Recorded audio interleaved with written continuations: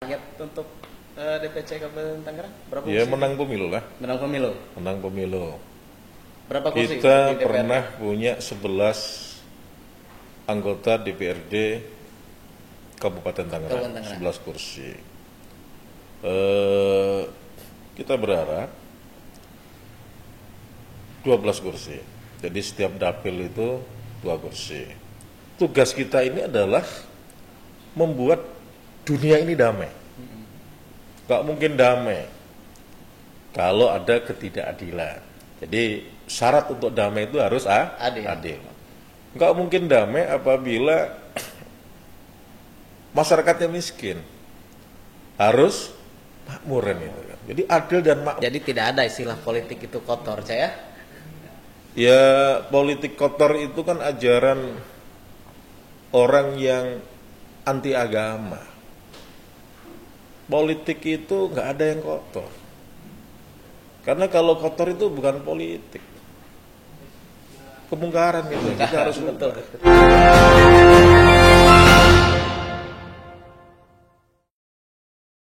Assalamualaikum warahmatullahi wabarakatuh, Sobat Ekbis. Kali ini kita akan podcast lanjutan dari sebelum-sebelumnya kita sudah mengadakan podcast dengan beberapa tokoh, dan tokoh kali ini tokoh yang mungkin media darling, karena di setiap media itu atau di setiap media online atau media cetak yang kita baca, Cak Nawa selalu ada. Ditambah lagi beliau selalu standby untuk dihubungi oleh wartawan. Nah, tokoh kita kali ini di tengah-tengah kita sudah hadir Cak Nawa, panggilan akrabnya. Kita harus tanya, sebenarnya kenapa sih bisa dipanggil Cak Nawa? Itu dulu sebenarnya pertanyaan kita. Padahal nama aslinya Muhammad Nawa Saidin Jati. Nah, itu banyak orang yang terkritik Cak ini. Saya ingin bertanya. Yang pertama, kenapa dipanggil Cak Nawa? Terima kasih Mas Rijal. Cak itu panggilan sayang Panggilan saya. dari Jawa Timur. Ketika seseorang akrab dalam rangka menghormatin, itu dia panggil Cak, yang bahasa Sundanya itu Kang. Kang. Jadi Cak itu Kang atau kakak. Oke. Jadi karena saya memang lahir di Jawa Timur, di Pacitan, besar di Malang, kemudian ketika merantau di Tangerang, 94 saya ada di Tangerang. Kawan-kawan di sini dalam rangka menghormatin saya, manggil saya dengan Cak. Cak Nawa. Cak Nawa. Jadi panggilan akrabnya untuk setiap kesempatan pun tetap Cak Nawa. Cak Nawa. Oke, Cak Nawa ini selain beliau adalah ketua DPC Partai Demokrat Kabupaten Tangerang, beliau juga adalah wakil ketua DPRD Provinsi Banten, sekaligus koordinator Komisi 2 DPRD Provinsi Banten yang membidangi bagian ekonomi ya, Cak ya? Betul, perekonomian. Nah, kita akan mengulik lebih jauh nih. Sebelum ke tugas-tugas beliau sebagai anggota DPRD Provinsi Banten, kita akan mengulik aktivitas dulu. Cak Nawa itu lahir di Pacitan, kemudian masa SMA di SMAN 86 ya, Pak? Jadi SMA Negeri 8 Malang, itu dulu ketika saya masuk masih PPSP. Oke. Jadi proyek perintis sekolah pembangunan di bawah IKIP. Jadi sekolah tersebut ada yang 4 semester, 2 tahun lulus, ada juga yang 6 semester. Nah, saya termasuk yang 6 semester. Yang 6 semester. Karena AKIO-nya mungkin di bawah rata-rata, jadi 6 semester. Kalau yang pinter-pinter rata-rata adalah 4 semester. Dan sekolah tersebut menerapkan cara belajar siswa aktif ya, CBSA waktu itu ya.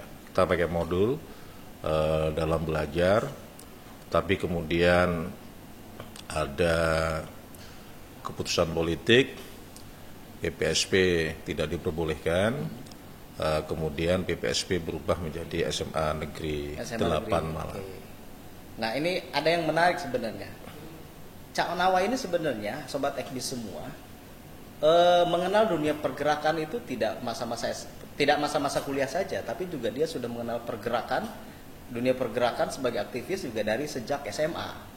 Apa yang dilakukan oleh Cak Nawaf waktu SMA, Cak? Sebenarnya bukan sejak SMA ya. Saya mulai kenal dunia politik, pergerakan itu sebenarnya sejak SD. Sejak SD, di mana orang tua saya, jadi waktu itu kan TV itu kan masih hitam putih dan tidak semua orang punya. Lebih banyak itu radio ya. Nah, radio itu waktu itu orang tua itu sering mendengarkan berita-berita politik. Jadi dari siaran luar negeri berbahasa Indonesia. Waktu itu ada namanya BBC London, ada suara Amerika, suara Australia. Nah, itu kita ikut suka mendengarkan itu. Yang kedua, karena almarhum bapak saya ini dianggap tokoh oleh masyarakat, banyak juga kan yang konsultasi, baik itu terkait dengan kehidupan, ya, termasuk di dalamnya politik. Nah, saya ini sering nguping, ya, sering ikut dengar gitu kan, ya, dari situlah mulai tertarik pada dunia politik. Nah, setelah SMP itu kita juga sudah mulai aktif di kegiatan ekstrakurikuler. SMP di Malang apa di Pacitan? Di Malang saya. SD, SMP di Malang, di Pacitan lahir aja. Oke. Sama TK. Jadi TK saya sempat di Pacitan. Nah, kemudian sudah mulai kayak seperti OSIS ya, di SMA juga sama. OSIS, dan kemudian baru di perguruan tinggi yang ikut kegiatan ekstra kampus, masuk dididik menjadi kader PMII, Pergerakan Mahasiswa Islam Indonesia. Waktu itu masih sekretariat IAIN Sunan Ampel Malang. Nah, dari sanalah poin-poin dasar kita bermasyarakat, termasuk di dalamnya berpolitik, sudah mulai masuk. Di samping memang sejak kecil saya juga sering dilibatkan dalam kegiatan-kegiatan di kampung ya, karena wilayah saya ini kental dengan Nahdliinnya. Nah, waktu itu Nahdliin kan sempat bergabung dengan P3, saya sudah mulai aktif itu, bantu-bantu tokoh-tokoh ya dalam mengkampanyekan Partai Persatuan Pembangunan. Tapi tidak bertentangan karena Bapak kan dulu sebagai kepala KUA. Iya kan sudah pensiun. Oh, sudah pensiun. Ya, dan kan beda kan Bapak dengan anak. Ini menarik. Ya kan? Jadi gitu. Jadi lebih banyak pada saat itu memang ingin mencoba ya. Waktu itu kan kita agak susah untuk bicara ya. Nah, ya terkait dengan hal kayak gitu lah. Kemudian juga ikut misalkan diskusi-diskusi. Inian saya itu kalau diskusi waktu itu adalah salah satunya MH Ainun Najib ya. Ada juga Pak Dr. Arif Budiman. Ada juga Pak Amin Rais ya, Pak Amin Rais. Dan saya juga banyak dimatangkan dengan baca buletin Prisma. Waktu itu ada majalah Prisma. Kebetulan kakak saya ini dosen, dia langganan majalah tersebut dan dijilid per tahun. Nah, itu isinya artikel kan. Nah, kita mulai banyak belajar di situ dan mulai tertarik dengan pandangan-pandangan Kiai Haji Abdurrahman Wahid Gus Dur pada saat itu, banyak nulis di situ. Oke. Ini lahir dari gerakan Nahdliin, kemudian masuk PMII, tapi berlabuh di Demokrat juga mungkin peran ibu tadi. Makanya ketika ini, Cak, alasannya apa pindah ke Jadi Tangerang? begini, di Tangerang merantau lah, namanya juga hijrah ya. Hijrah. Okay. Kalau hijrah yang sekarang itu kan dipahamin yang sebelumnya nggak pakai gamis ya, pakai gamis ya. Tapi kalau hijrah kita itu hijrah dari satu tempat ke tempat lain dalam rangka untuk meningkatkan kualitas diri sebagai insan Tuhan. Saya memang pernah ditelepon ibu karena saya sempat dilarang untuk aktif dalam kegiatan politik. Yang melarang Politik siapa? praktis ibu. Ibu awalnya Ibu melarang. saya. Karena waktu itu mungkin terlalu aktif ya. Kemudian tahun 2003 akhir itu ditelepon suruh bantu Pak SBY yang kata ibu mau jadi presiden gitu kan. Ada hubungan Padahal keluarga pada mungkin? saat itu ya belum ada kan mau calon presiden segala macam nggak ada. Ya mungkin bisikan dari langit kali itu ya, bisikan dari langit. Karena memang ibu saya suka sering menyampaikan yang model-model seperti itu. Seperti kayak terkait saya mau nyalon tahun 2009 misalkan, ibu cuma ya udah kamu maju bismillah air ngalir gitu kan, bismillah banyu mili kalau bahasa Jawa. Beda dengan tahun 2014, ibu bilang ya nggak ngizinin. Saya diizinin nyalon tahun 2014 itu 3 hari sebelum pencoblosan itu baru diridhoin. Oh ya, tahun 2014 Cak Nawa juga ke provinsi ya, Ke provinsi setelah ya. Kabupaten Tangerang. Iya. Jadi 2014 itu nggak diizinin.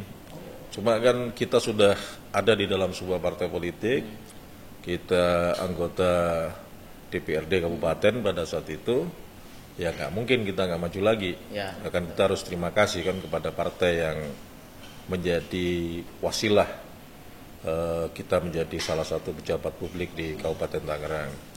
Waktu itu ibu nggak mengizinkan. Tidak mengizinkan. Nggak mengizinkan. 3 hari sebelum pencoblosan beliau baru mengizinkan, bilang ya sudah, aku ridhoin, aku restuin. Cuma apapun hasilnya kamu harus terima dengan baik, ikhlas. Insya Allah nanti ke depan kamu akan dapat sesuatu yang luar biasa. Jadi seperti itu. Dan ternyata emang betul. Lewat PAW itu Iya kan? ya. Hasilnya ternyata saya belum beruntung pada saat itu. Oke. Dan dilantik Perolehan suara berapa, melalui Cak? pergantian antar waktu. Ya selisihnya sih nggak beda jauh lah ya. Cuma KPU kan menentukan Menentukan. sahabat saya almarhum Ivan Haji Purwanto. Semoga beliau Ya. senantiasa dirahmati di alam kuburnya ya. Lihat bergantian antar waktu. Beda dengan 2019. Ibu Itu 1 mengizinkan. tahun sebelumnya ibu udah ngizinkan. Oh, 1 tahun sebelumnya. 1 tahun sebelumnya Oke. udah ngizinkan. Nah sekarang saya belum dapat izin juga.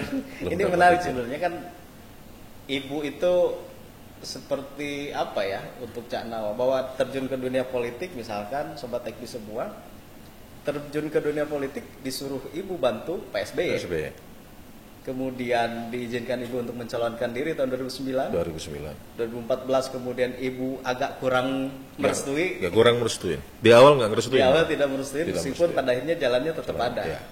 Nah, ini persoalan menarik kalau misalkan Sobat Tekbi semua kita apa ya? Kalau di masyarakat kita ibu itu keramat.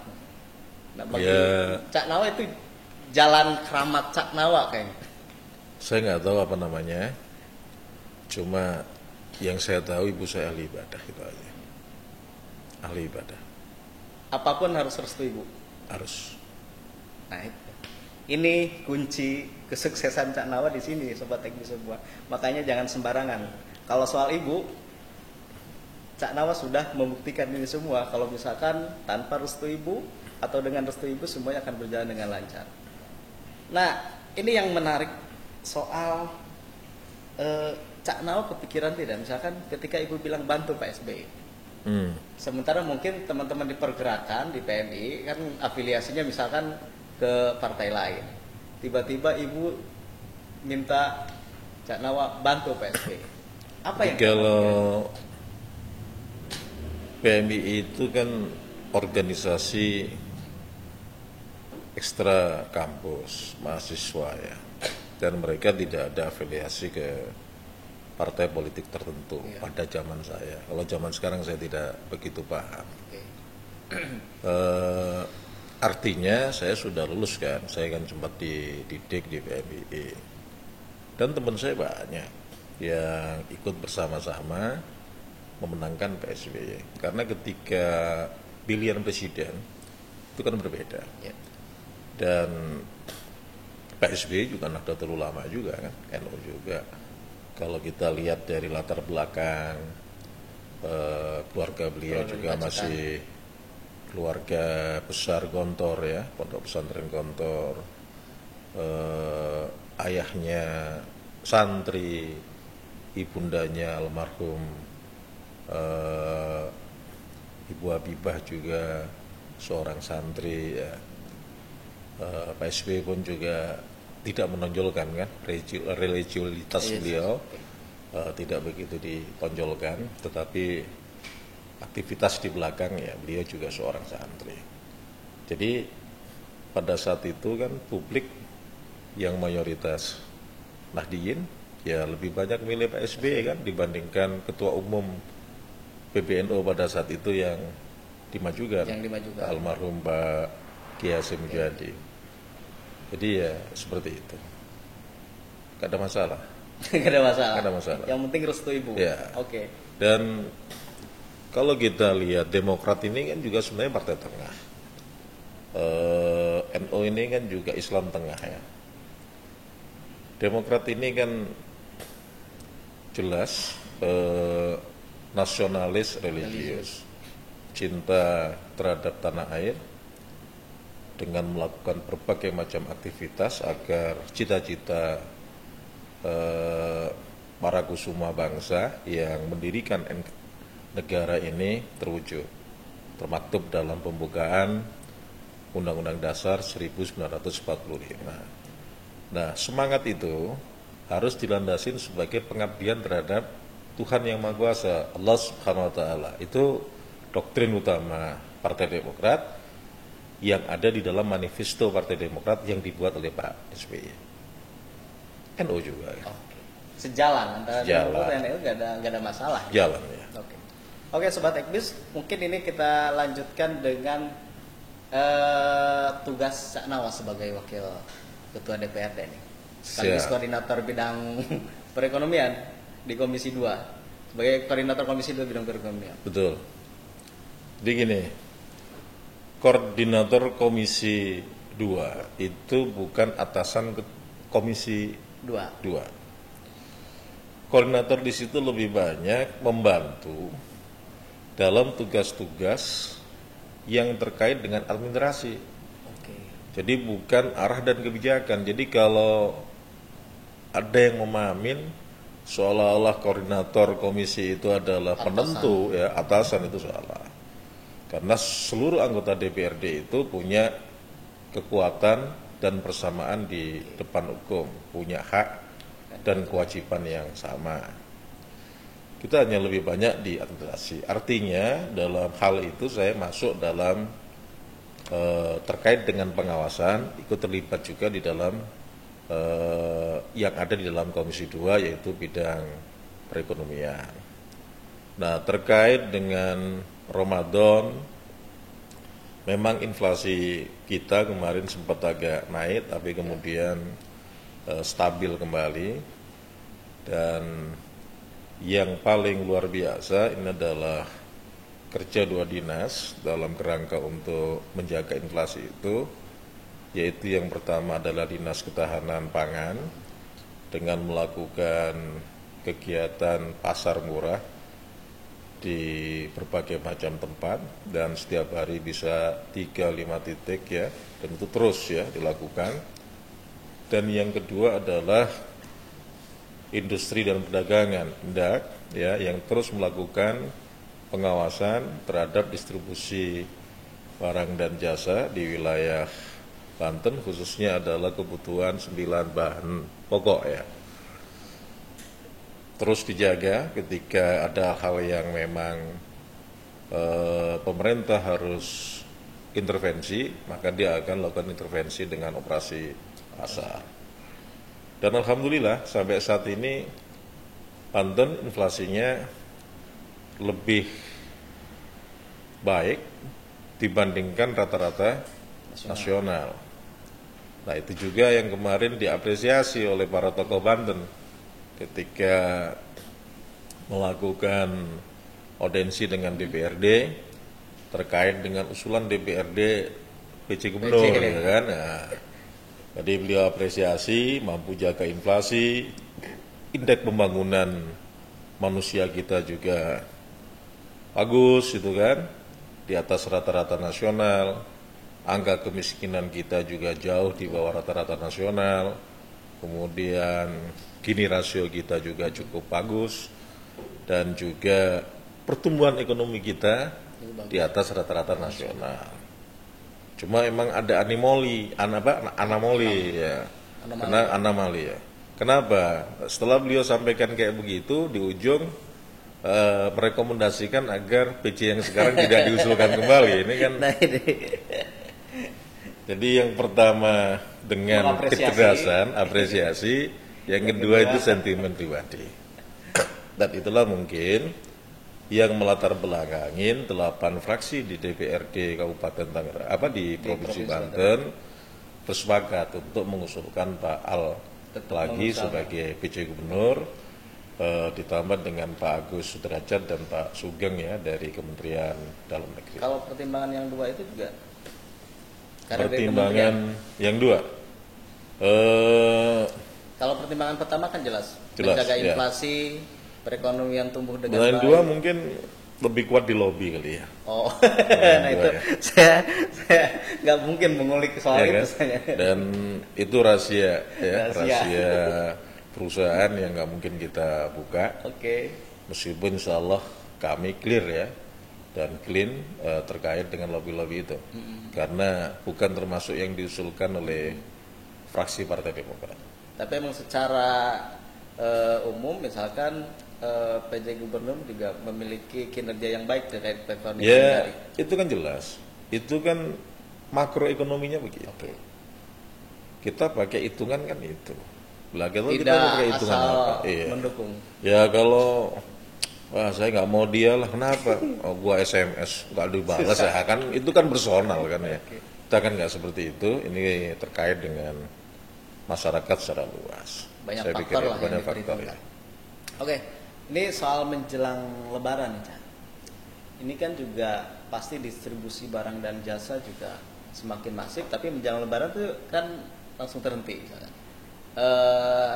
Kemarin juga kita lihat inflasi juga beberapa produk yang mempengaruhi inflasi termasuk beras, cabai katanya, yang bahan pokok lah.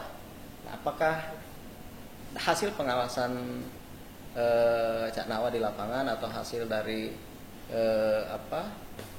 dari masyarakat, laporan masyarakat soal ketersediaan bahan pokok, apakah aman atau tidak? Aman. Jadi terutama beras kita aman ya. Lumbung beras kita terbaik secara nasional. Jadi kalau diperlukan operasi pasar, kita sangat siap. Memang kemarin beras sempat naik dikit ya, tapi sekarang udah stabil lagi. Cabai juga sempat naik agak tinggi, tapi cabai ini kan bukan masuk kategori bahan pokok kan ya. Tapi kemudian juga relatif kembali lagi. Saat ini minyak yang agak naik dikit ya. Minyak agak naik dikit. Kita berharap dalam minggu-minggu ini juga akan kembali normal.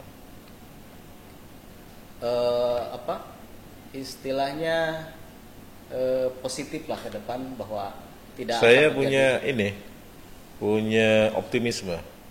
Insyaallah jelang Lebaran, inflasi di Banten akan relatif terjaga. Aman. Nah, terkait ini arus mudik mungkin ya, Cak. Nah, ini juga menarik sebenarnya. Ada pergeseran secara ekonomi kan dari kota ke kampung, kemudian termasuk persiapan pemerintah gimana, Cak? Sudah aman untuk saya dengar ada program mudik gratis itu dari pemerintah Provinsi Banten. Cuma saya belum cek ya secara keseluruhan karena memang kebetulan dinasnya kan tidak melekat di Komisi 2 ya, tidak melekat di Komisi 2. Tapi ada imbas. Soal Enggak program juga. itu? Kalau program mudik gratis kan nggak ada imbas. Ya. Cuma kita ingin tahu program itu danain pakai apa. Oke. Gitu aja kan. Terus yang paling penting dilakukan oleh pemerintah daerah adalah kerjasama dengan aparat kepolisian. Bagaimana arus mudik itu, terutama jalannya itu bisa lancar ya. Terus keamanan, kenyamanan para pemudik ya. Karena sekarang ini kan nggak seperti zaman dulu, di mana pemudik itu rata-rata menggunakan transportasi umum. Sekarang kan kebanyakan pakai transportasi khusus ya, pribadi. Nah itu bagaimana ketersediaan bahan bakar, terus kemudian spare part dan sebagainya di jalan, dan juga aparat yang jaga di wilayah. Biasanya kan kepolisian itu ada operasi apa gitu kan, ketupat atau apa dalam rangka untuk melakukan peningkatan pelayanan para pemudik atau para pengguna jalan. Nah di situ kita berharap ada peran dari pemerintah provinsi untuk membantu apa yang dilakukan oleh Polda, ya kan, Polda Banten. Karena kan nggak bisa kita biarkan sendiri, Polda Banten kan harus dibantu, harus disupport.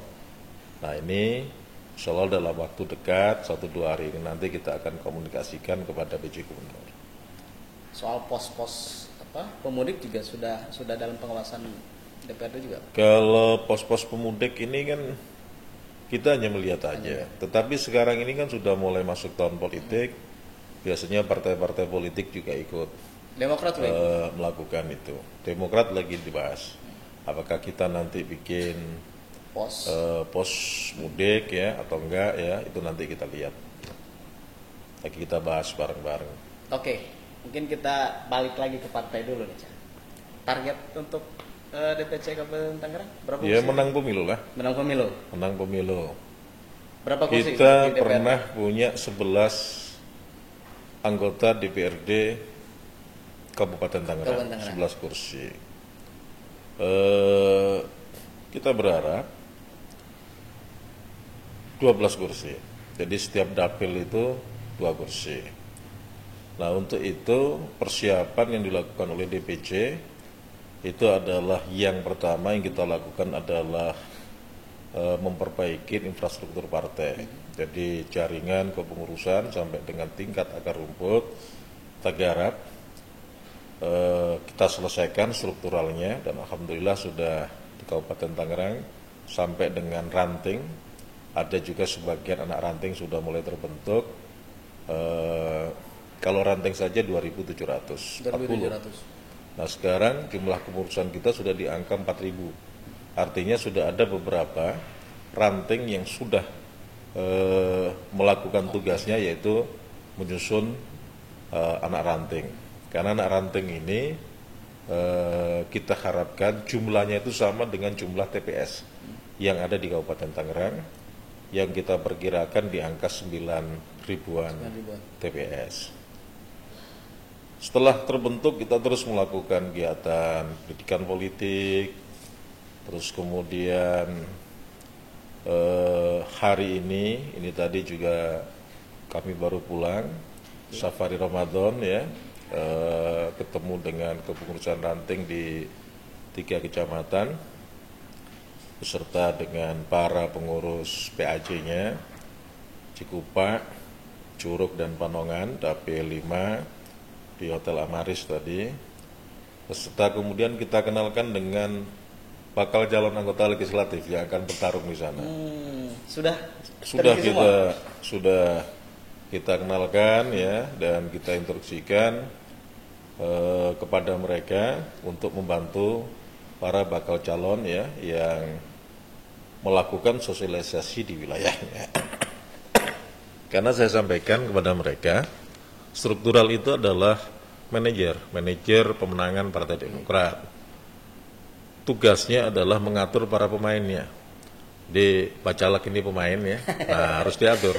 Nah, ini diturunkan di sayap, ini turunkan di striker misalkan, ini di back dan lain sebagainya. Sehingga setiap wilayah itu bisa terisi kan, seperti itu.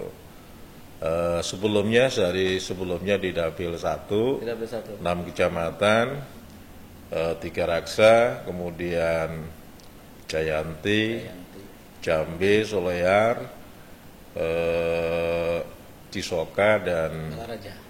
Olahraja sudah. Nah, besok kita akan ketemu dengan Pasar Kemis, Sindang Jaya, dan Rajek ya. Besok lusanya lagi kita akan ketemu dengan Pagedangan, terus kemudian Cisauk dan Panongan dan Kelapa II dan Legok. Legok. Ya, Dapil 6. Dan nanti hari Minggunya kita bertemu dengan 5 kecamatan di Dapil 3, Sepatan, Sepatan Timur, Pakuaji, Teluk Naga, dan Kosambi. Dan terakhir nanti di Dapil 2 ada 8 kecamatan, itu Mauk, Sukadiri, Kemiri, Kerunjuk, kemudian Mekar Baru, Gunung Kaler, Sukamulya. Ini persiapan pilgub juga Cak? Ya, Sekaligus. kalau partai kita disukain publik, mendapat simpati terhadap publik, pasti kader yang paling banyak turun di wilayah akan diinginkan untuk menjadi kandidat Jadi siaplah kepala menggantikan daerah diri ke depan. sendiri. Ah, seperti itu. Nah, nanti siapa saja, terserah, ya kan, terserah. Nah, kalau pilgub, selain kita mencoba untuk menyiapkan kader inti, kita juga lagi lakukan komunikasi dengan kawan-kawan dari partai politik sahabat. Ya. Dan semuanya sahabat kita. Yang paling inten memang dengan Partai Golkar, yang paling inten. Berarti siaplah untuk memajukan calon. Ya, kita belum sampai kepada tahapan itu. Ya, kita harus siap, partai politik harus punya kader sendiri. Tapi sekarang kita lebih banyak bicara terkait dengan apa sih yang kita ingin lakukan, yang kita ingin perbaikin di Kabupaten Tangerang. Itu dulu yang kita harus samakan, bukan orangnya dulu, ya kan? Apanya dulu itu kan. Nanti Tapi baru intinya orangnya kesiapan silakan. itu sudah dilakukan gitu Cak? Ya siap lah, semua partai politik harus siap. Sudah, lah ngarahnya itu kan seperti itu. Ya contohnya misalkan gerakan yang dilakukan oleh kader Partai Demokrat di Kabupaten Tangerang ya, ini kan juga menghasilkan. Misalkan ibu ketua kita yang orang Lebak, relatif sangat tidak pernah punya agenda untuk turun di wilayah Kabupaten Tangerang. Ya. Elektoral dia juga sudah mulai tinggi, udah di atas 14%. Ini Hasil ini kemarin. hasil survei ya. Survei Ini kan, di iya. Tangerang. Ya, ini kan keren kan? Keren sekali. Ya, ada gerakan Oke. partai politik, gerakan kita Jadi memang kader, seluruh kader bekerja. harus bekerja, bau membau. Karena kan yang kita satukan kan apa yang kita harus lakukan. Sering saya sampaikan kepada kawan-kawan, politik itu adalah torikot. Jadi jalan untuk mendapatkan ridho Allah. Itu sering saya sampaikan. Mereka tanya dasarnya apa, Cak? Saya sampaikan kan di surat Al-Baqarah itu jelas bahwa manusia itu diciptakan oleh Tuhan. Itu adalah untuk mencegah terjadinya kerusakan dan pertumpahan darah di atas muka bumi. Baca itu Al-Baqarah ayat 30. Wa id qala rabbuka lil malaikati inni ja'ilun fil ardi khalifah ila akhiril hadis. Nah, artinya apa? Artinya tugas kita ini adalah membuat dunia ini damai. Gak mungkin damai kalau ada ketidakadilan. Jadi syarat untuk damai itu harus adil. Gak mungkin damai apabila masyarakatnya miskin. Harus makmur itu kan. Jadi adil dan makmur itu syarat utamanya damai. Nah, itulah yang kita lakukan. Artinya ketika kita melakukan itu, ini kan bagian daripada torikot kan, jalan kita, pendekatan kita untuk mendapatkan ridha Allah. Ada juga kawan yang torikot dengan melakukan amalan, wiritan dan lain sebagainya. Ada, ya boleh saja. Torikot kan macam-macam. Karena torikot itu kan jalan. Jadi mesin partai jalan, thariqat jalan. Ya harus thariqat. Jadi ketika mereka melakukan itu harus semangatin sebagai ibadah kepada sebagai Allah. ibadah. Man Lewat ro'a cara apapun. minkum, ya kan? Man ro'a minkum mungkaron fayughayyiruhu biyadihi. Ila akhiril hadis. Merubah kemungkaran dengan kekuasaan. Nah, kemungkaran di situ itu kan bukan berarti ada orang jualan minuman keras, ada prostitusi, bukan itu. Kemungkaran itu adalah misalkan kebodohan, kemiskinan, ketidakadilan. Itu yang kita rubah. Dengan apa? Ya dengan kekuasaan, dengan kebijakan yang kita buat. Kan seperti itu. Makanya merebut kekuasaan itu menjadi ibadah.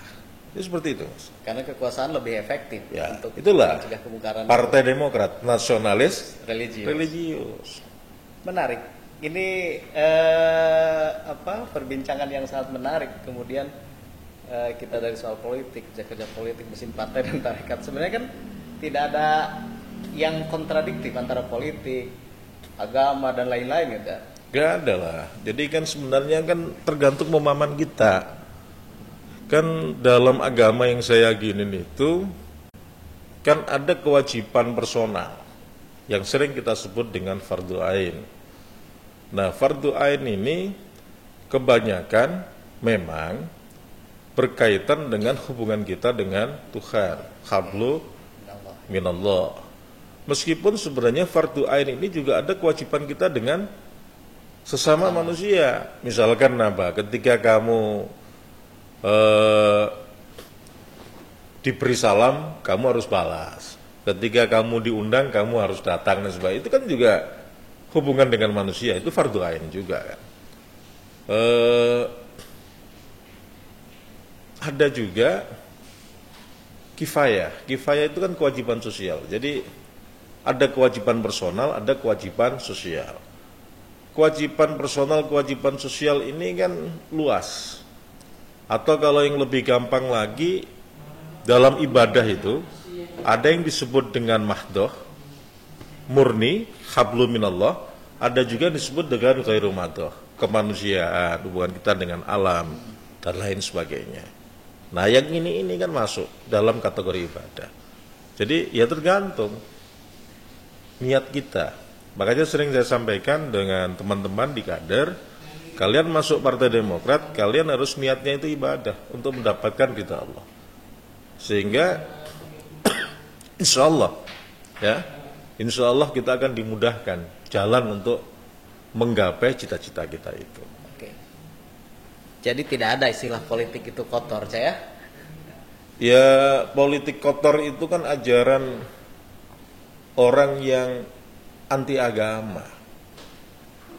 Politik itu nggak ada yang kotor. Karena kalau kotor itu bukan politik, kemungkaran gitu. Kita harus betul. Ya kan? Oke. Jadi politik itu mengajarkan kejujuran.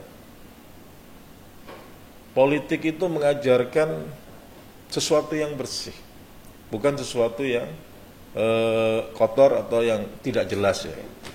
Nah itu pemahaman saya selama ini dalam memahamin politik. Terakhir, Cak. Ini soal ketum. Ya. Ketum jadi wakil atau gimana? Kita doain ya. Kita doain. Kalau harapan kami seluruh kader ketum bisa mendapatkan tiket sebagai wakilnya Pak Anies Baswedan. Doa kita, harapan kita, dan itu yang kita perjuangkan. Dan tanggal 17 besok ketum akan melakukan safari Ramadan di Banten dengan rute pertama di Serang. Dia akan ziarah di Banten Lama. Kemudian dari sana beliau akan menuju Pandeglang, bertemu dengan beberapa ulama dan juga dengan masyarakat. Dan setelah itu melakukan malam diskusi milenial di Lebak. Habis itu nginap di Tangerang, baru kemudian ada agenda di Kabupaten Tangerang, 2 titik rencana awalnya, ziarah ke makam Abuya Uci Turtusi, kemudian melakukan dialog milenial ya dengan teman-teman sekolah Yayasan Pilar Bangsa. Setelah itu ngabuburit di Pasar Lama. Pasar Lama. Dan terakhir nanti dialog dengan seniman di Kota Tangerang Selatan. Baik, Sobat Ekbis, ini kalau kita lanjutin bisa sampai subuh. Tapi ini perbincangan menarik. Kita sebenarnya nanti kita ada session khusus bagaimana politik, agama dan lain-lain. Yeah. Ini mesti ada session khusus. Terima kasih, Cak. Terima kasih sudah menerima kami. Terima kasih Mas Rijal, terima kasih Eksis Banten. Semoga terus. Amin, amin, amin. Baik, Sobat Ekbis, itu saja mungkin perbincangan kita dengan tokoh kita kali ini. Mudah-mudahan di lain kesempatan kita bisa bertemu lagi dengan tokoh kita. Dan tidak hanya di sini, mungkin di gedung DPRD. Silakan. Atau dimanapun kita akan berbincang hangat, berbicara apapun dengan tokoh kita. Terima kasih. Wabillahi taufiq wal hidayah. Wassalamualaikum warahmatullahi wabarakatuh. Waalaikumsalam warahmatullahi wabarakatuh.